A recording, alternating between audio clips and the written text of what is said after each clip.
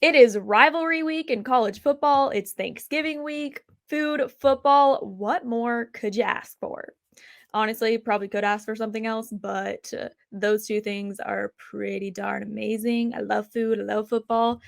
And I don't know about you, but I am excited to park myself on the couch, stuff my face, complain I don't feel good, and just watch football. Welcome to episode 9 of Trash the Game Plan. I'm your host, Maddie Schmidt. On today's episode, we are going to be joined by Jaymee Sire. Her story is amazing, and I am very excited to have her on the podcast today because it is the perfect example of things just working out the way they're supposed to in your life, specifically professionally. She spent the majority of her career working in sports broadcasting. She worked for ESPN, and now she works for the Food Network, hosting her very own podcast. And she's a food blogger, she's a travel blogger. It is just crazy how this happened for her. And I can't wait for her to walk you and me through her journey because it's inspiring. But first, I want to chat a little bit about college football. I am curious what you guys think the best rivalry in college football is. I'm biased towards my Gators, so I gotta say Florida, Georgia, although we play FSU for our rivalry week, so that's kind of confusing that I just said that. But Florida, Georgia is a huge rivalry. Gotta say Florida, Georgia. But in terms of this football season, it's clear that Michigan and Ohio State means the most this upcoming weekend, in my opinion, and I'm guessing the playoffs opinion as well. But yeah, let me know what you think the best rivalry in college football is and why, because I am curious. All right, let's get to my chat with Jaymee. All right. Welcome to Trash the Game Plan podcast, Jaymee. I'm so excited to have you on today. How are you? I'm doing great. Thank you so much for having me. Of course, it's going to be great. A Thanksgiving week episode. I've been following you on Instagram for a while now and love Aw, your content. I thank you. was honestly surprised when you responded to me about the podcast. Don't always get responses from people with over 40,000 followers. Jaymee, I'm so intrigued by your story. You've spent the majority of your career in sports broadcasting and now are at the Food Network, from ESPN to the Food Network. I love sports and I love food like you. I don't have those two companies on my resume, but you never know. It could happen one day. Yeah, you never know. I mean, it's definitely not the most linear or traditional leap to go from sports to food, but I'm trying to make it a thing. Well, you're doing a pretty good job. I've got a loaded question for you. How did this happen? How did you get to where you are today? Oh man, I mean, how long is your podcast? Give me the brief Yeah, rundown. I'll try to give you the cliff notes. Basically, like you, I was, an aspiring sports reporter coming out of Washington State. And so that was really the career path that I pursued for most of my career. But simultaneously, loved food as well, loved traveling, and really kind of got exposed to new cultures, new cuisines, and that kind of thing when I was studying abroad. And I think that just kind of continued when my career took me to California, both in San Diego and San Francisco, just with like so much fresh produce. And I just kind of really got into the dining scene there. And a coworker of mine, when I was working in San Francisco, had suggested that I start a food blog because I was always talking about food, what I was eating, what I was cooking at home. And so I took her advice and I did. And it was really just a passion project for me, something to stay creative outside of work, and something for me to kind of focus on when I wasn't, immersed in sports and television. So for me, it was really just like this creative outlet. But as I kind of started doing more of it, watching more Food Network, watching more of these cooking shows or competition shows and that kind of thing, it just like I felt this pull to be doing more of that. So I was really trying to do that, but it was hard. I was working full time, and in the meantime had transitioned from San Francisco to ESPN. But it was cool because people there kind of knew me as like the food person. It was just like, oh, well, ask Jaymee, or like this guest is coming in. Jaymee has to do the interview.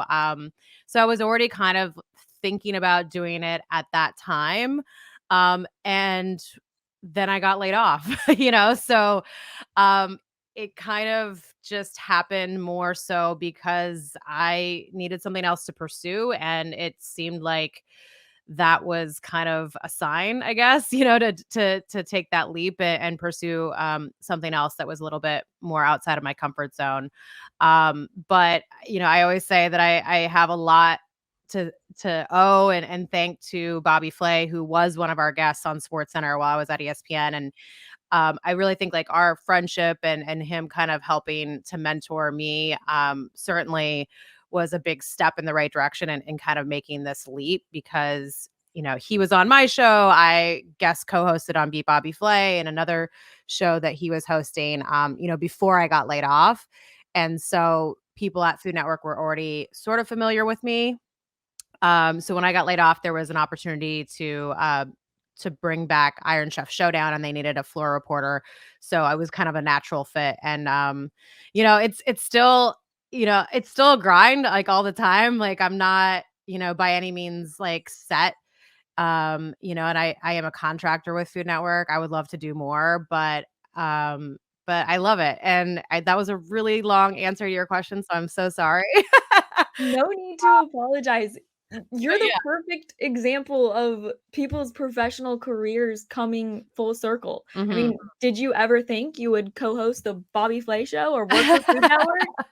I hoped I would, when I started getting more interested and involved. That was definitely a goal, similar to like reaching something like a pinnacle like ESPN was a goal when I was kind of coming up through the ranks in my sports reporter days. But it's hard, it's hard because I think people like to put you in a box, right? Like I was the sports girl. I was, people knew me in that arena, in that profession. I was very well respected in that circle, I guess.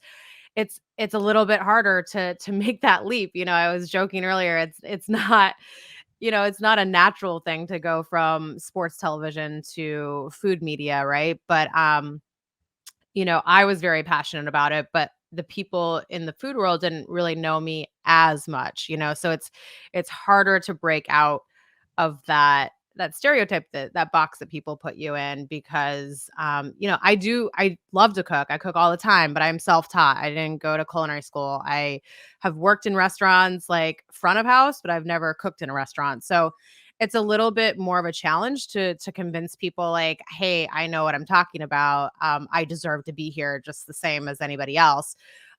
So it is a challenge. But it was a goal. I still feel like I have more goals in the food realm that haven't been realized yet too.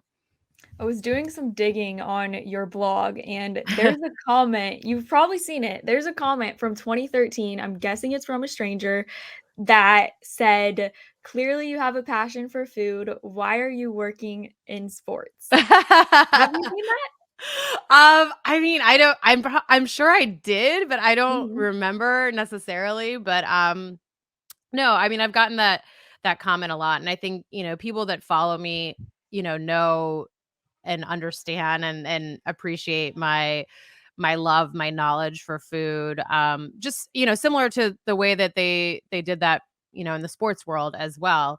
But yeah, it's I need more of those people out there making comments and leaving positive reviews on the Food Network podcast page and that kind of thing. But little by little, we're gonna let the world know that I am a food person, and I'm here to stay. Back to what you were saying about being self-taught Mhm. and trying to build your brand in the food industry rather than just sports. I think that just instantly reminded me of me because Mhm. I It's no secret. I don't have a full-time job right now. I'm balancing freelance gigs and doing this podcast and just learning on my own. I've always known I want to work in this industry. I've Mhm. worked hard and I'm continuing to grind, but it's been on my own. I graduated during the pandemic. I went to school during the pandemic. So opportunities are few and far between. I've had to create them on my own. Mhm. And it has been a struggle trying to see people see value in what I've been able to accomplish on my own. The people I've talked to, the things I've posted, the people that have commented, the things I've done and learned on my own. So, what advice or reaction would you have to basically what I just said? I mean, I have a great deal of respect for people like yourself that are, you are doing it all on your own. You're grinding, you're trying to make your own opportunities, right? Because sometimes like things come easy and job offers, are plentiful, and there's other times when they're not, and I was really lucky that a lot of my career was, more traditional in terms of like I had a contract that was 2 years, 3 years, 4 years, whatever it was. So I knew that for that period of time I was going to be working this job with these hours for the most part, with benefits, like all of those things that I don't have now. And so, I've learned a lot in the last 5 years. I mean, similar probably to what you've learned in the last year, like freelancing is not for the faint of heart. When your income is kind of like a roller coaster throughout the year, and sometimes it's great and sometimes you have no income in a month, and I think that's really hard. I think figuring out, literally how to run a business, because that's what it is, like it's doing your QuickBooks and talking to your accountant and, making sure all the invoices that you have out get paid, because those don't always come in on time. And literally running a business, benefits, like another thing that I had, my whole career, and then trying to figure out where that's coming from. And no, it's stressful. It's like you're doing like 10 different jobs, and I know how hard a podcast is to run and schedule and book and all of those things. And again, I'm very lucky that I have an awesome team at Food Network that takes care of a lot of that for me. But yeah, it's a lot and it's stressful. And so I admire you, but back to your question, as far as like what kind of advice I would give, I would just say like keep going. I know that's hard when sometimes you feel like there's like no end in sight, but I think that that's all you can do really. Like you have to, and I have to remind myself of this as well, but like focus on the things that you can control. And that is, the effort you put in, that is like, how much you are putting into your brand and building that up, so that when you do get that dream job, or at least, that full-time job, you're ready for that, but you're also now ready for if that doesn't work out, like I was definitely feeling like a little lost and confused after I got laid off from ESPN, because that was the first time like that really happened that it wasn't on my terms, and I had to do a lot of figuring out, later in my 30s. So I think the fact that like you're figuring that out now is only going to help prepare you, later in your career for sure.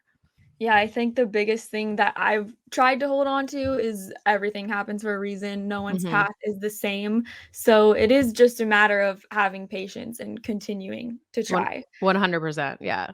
So your podcast with Food Network, how did it feel when they asked you to host the Food Network's first ever podcast? I mean, I was blown away. I had heard that like somebody was going to be reaching out about a project. I had no idea what it was. And, when they revealed to me that they wanted to start this podcast and they thought I would be, the perfect fit given my journalism background, my love of food, like I somewhat familiar to the Food Network audience, I guess, with my little, different appearances up until that point. So I was thrilled, I've never done a podcast before. I've never even really done that much radio in my career. It's mostly been in front of camera. So I wasn't sure like how I would be at it, but like I'm finding that I really enjoy it a lot, because So often with TV, especially as I got, further along in my career and you're at ESPN where, you're doing a sports center show and you're covering so many different stories and sports and storylines and that kind of thing. If you get a guest in, you might get 5 minutes with them. That would be generous. So the fact that I get to, just sit and chat with somebody for 30, 45 minutes, I think for me is a lot of fun because it really draws on my journalism background and those skills that I've developed over the years, um, without having to condense it into, 3 minutes or 3 questions. We really get to sit and chat with somebody, ask follow-up questions if I hear them say something interesting and I wanna know more about that.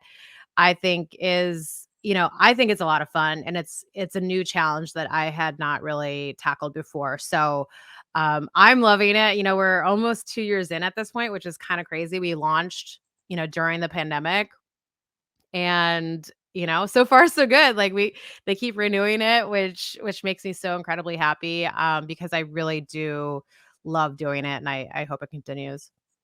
Who's been the coolest guest that you've had the privilege of talking to? Oh, man, that's such a hard question. People ask me that all the time, and it's so hard to pick because we have had so many great guests, from huge stars to maybe some more up and coming people, and now we've even started to branch out a little bit more into the Discovery family, with, like, more loose affiliations with Food Network, but still within Discovery. But, I mean, I have to go back to, Bobby Flay because he was so important in terms of my transition from sports TV to food, and he's just been a great mentor for me. So it took a while, but we finally had him on a few weeks ago, and it was just so fun for me and very very much full circle, kind of, like talking about all the things that you and I have discussed here, more so like on his end of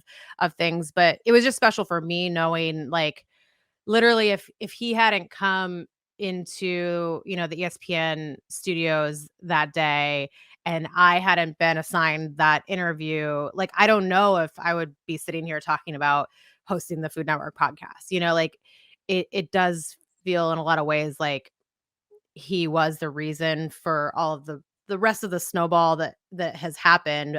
So finally being able to get him on the podcast was really special. But we have so many great ones. Like, we're nearing 100 now. So, like, I don't know. They're all so good. It's like, choosing a favorite child, but even though Yep. I don't have kids, but That's so amazing, your relationship and experience with Bobby Flay. I mean, I've said this before, but you are the perfect example of we don't meet people for a coincidence. It happens for a reason, hmm and everything is going to work out, or that's what I tell myself. And what yeah. your story is reminding me of is Yeah. that it will just work out, and then you'll kind of laugh about it because I doubt you thought when you interviewed him on SportsCenter that you would work with him in the food industry one day. Yeah, I mean, I hoped, that would be the case. Yeah. I remember he was on our show. We were the morning show. We were the first, basically his first stop of the day. And, they call it the car wash at ESPN when you get like a big guest like that in, because they will just literally run them through all of the different shows throughout the day because they want to, make the most of having that person there. And we actually got to do 2 segments. So, like, we did 1 segment, we went to commercial, came back and did another one, and then they were rushing him off to the next thing, and I kinda just blurted out like, "Oh, are you still doing new episodes of Beat Bobby Flay?" And he's like, "Yeah, do you wanna be on the show?" And I'm like, "Yeah, I do." So, we kinda kept in touch that way, but I think back to that because, like, again, that was one of those moments where, like, I was so nervous to even interview him in the first place, but then to even ask that, like, I don't even know how I got it out of my mouth. But if I hadn't done that, who knows? Like, I think it's just a reminder that, yeah, like, people come into your life for a reason, but also don't be afraid to, like, ask. If you don't ask, the answer is always no. So I think, like, not being afraid to ask and not being able, or, not being afraid to follow up with, some of these people, because it is a small world, a small business. And we want to help each other out. I think that that's important to kind of foster that next generation. So yeah, don't be afraid to ask for something. Like just be prepared that the answer might be no, but it's always going to be no if you don't ask. So You don't know unless you try. exactly. So, Jamie, it is Thanksgiving week. We have to talk about some food. I Yes, I for one am a side person. Couldn't care of course. less about the ham or the turkey. What about you? Yes, I am definitely more of a side person, and it's so funny because I always talk about like, oh man, like why was turkey the thing that somebody decided we were gonna like have as our centerpiece for Thanksgiving?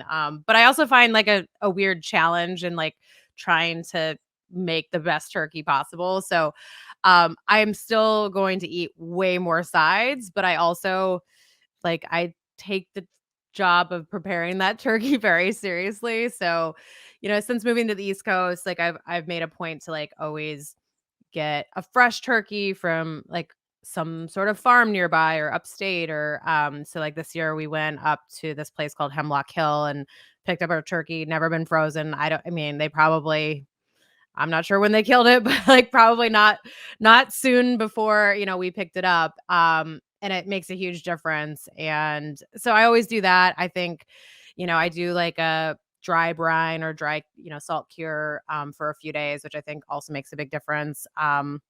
So I do take a lot of pride in the turkey, but yes, sides are where it's at for sure.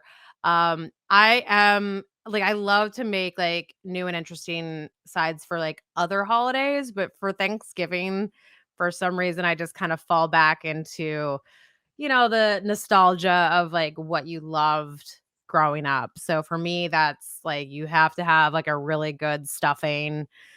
There has to be mashed potatoes. I also happen to love green bean casserole. I know that's not a very like foodie thing, but I have started like when I started the blog, I figured out a way to basically recreate those flavors and like textures and everything with like all homemade ingredients, which sort of I guess defeats the purpose of the the spirit of the dish in the first place was supposed to be like this easy, side dish that everybody loves. But yeah, I make it super difficult and cook everything separately and from scratch. But yeah, those are like definitely like three sides that I have to have. What about you? Well, I gotta go mac and cheese Okay. and then I feel sweet like that's more potato. of a southern thing for sure. Cause like we did not have mac and cheese at Oh, Thanksgiving really? growing up, but I love it. And I Uh-huh. have made it for that Thanksgiving, but it was definitely not as much of a staple in Mhm. Montana. But Yeah. anyway, And so then I mac and gotta cheese. yeah, mac and cheese. I gotta go sweet potato Yes, casserole. I do I love that too. This is probably controversial, but I like sweet potatoes more than mashed potatoes and a Okay. normal potato.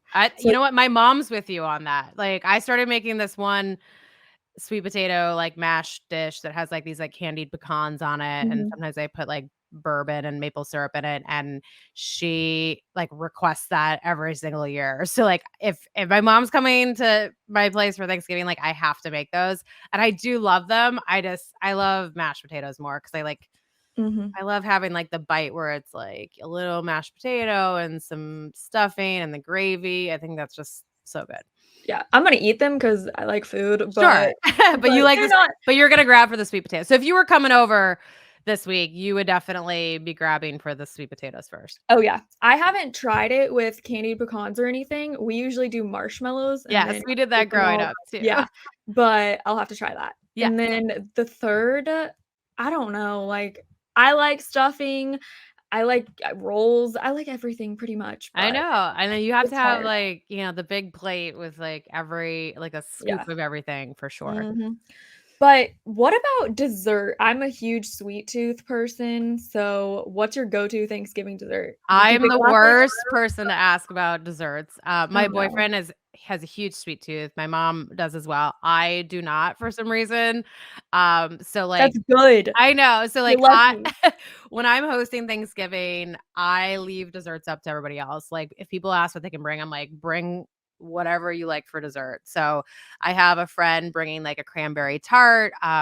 My boyfriend put in an order for like our this local pizza place that we love is doing like these pumpkin, I think like a what was it? It was definitely like a pumpkin pie of some sort, like a pumpkin tart. I can't remember. It looks really good though. Yeah, I have another friend bringing like some gluten-free pumpkin bars because she has celiac. But yeah, I'm the worst. I will make whipped cream though. Like we have to have homemade whipped cream if I'm gonna have dessert. So like I definitely will always volunteer to make that. But yeah, I'm more of like I'd probably just rather have like some cheese or, I don't know, like, or just more of all of the other things.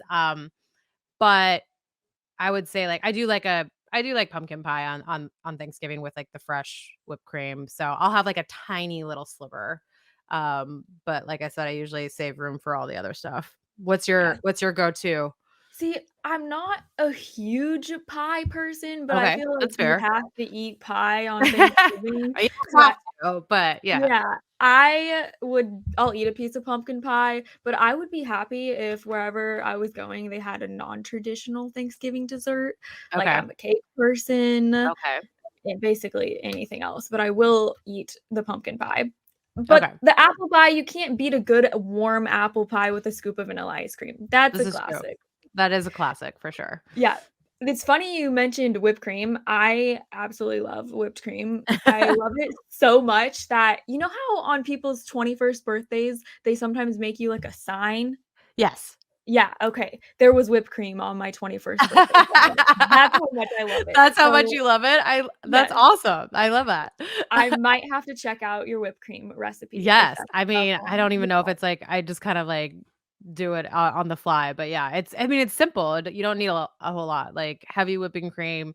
I always buy it like a week in advance because my mom told me like a long time ago that like a little bit older cream like will whip up better than like fresh cream. So little bit older, like not expired, obviously. But yeah, and then sometimes I put maple syrup in it, or sometimes I just do regular sugar and like a tiny little bit of salt, which like really actually like makes it a little bit sweeter.